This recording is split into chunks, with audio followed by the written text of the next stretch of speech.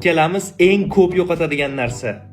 Mana shuni dastidan topolmaganimiz dastidan uyda bir 75 marta urishganmiz. Qatta!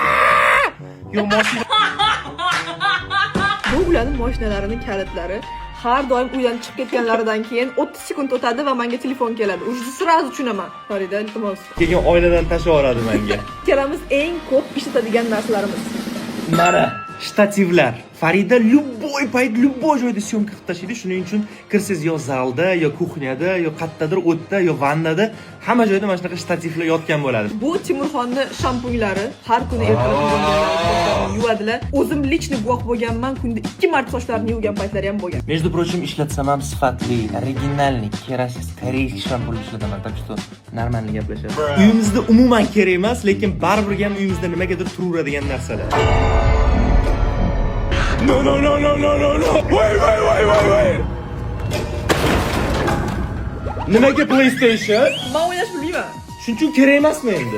Mana shu anorni men 16 yoshga to'lganimda bozorlik qilganimizda olganman. Uyimizda bilmayman, hali ham yotadi, lekin hech kim yemaydi. Chunki menga anor ye deyishgan, o'shuning uchun olib olganman. Onasini ham sen yeymini? Artishga yaraman. What?